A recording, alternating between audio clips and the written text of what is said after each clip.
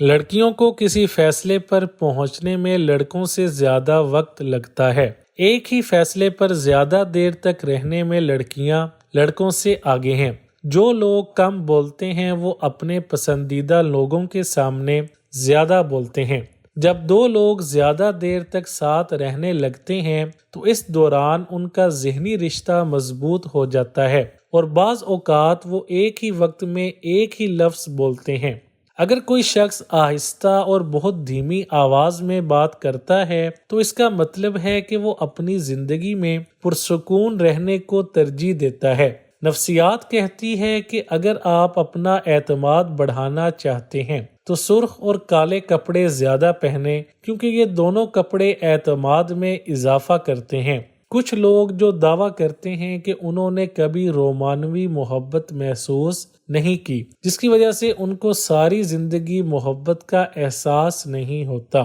جب ہم اپنی دلچسپی کے بارے میں بات کرتے ہیں تو ہم زیادہ پرکشش نظر آتے ہیں۔ جب ہم کسی بیماری میں ہوتے ہیں، اگر اس وقت ہمارے پیارے ہمارے ساتھ رہیں، اس سے ہماری کسی بھی بیماری سے صحت یاب ہونے کے امکانات بڑھ جاتے ہیں۔ جب مرد واقعی کسی عورت سے محبت کرتا ہے وہ اس کی کمزوری بن جاتی ہے۔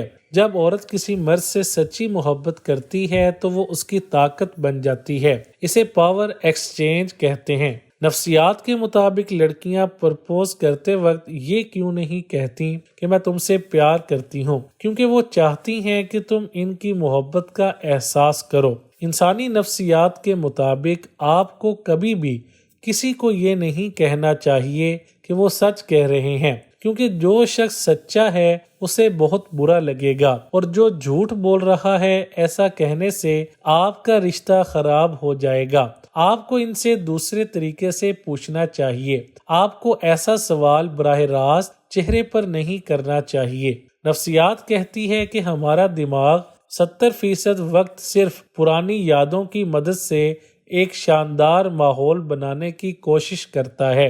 نفسیات کہتی ہے کہ زیادہ بات کرنے والی لڑکی اور پرسکون لڑکا بہترین جوڑا ہے۔ اگر آپ کسی شخص کو سوتے ہوئے بہت یاد کرتے ہیں تو اس کا مطلب ہے کہ آپ یا تو اس شخص سے بہت زیادہ پیار کرتے ہیں یا آپ کو بہت زیادہ نفرت ہے۔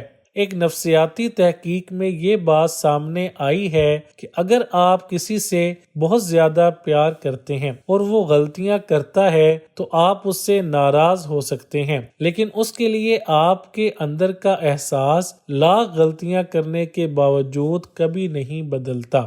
خواتین کی آنکھیں مردوں کے رنگوں کی ایک وسیع اقسام کو دیکھنے کی صلاحیت ہے۔ لوگ ہمیشہ آپ کو یہ نہیں بتائیں گے کہ وہ کیسا محسوس کرتے ہیں، لیکن وہ آپ کو توجہ دیتے ہوئے دکھائیں گے۔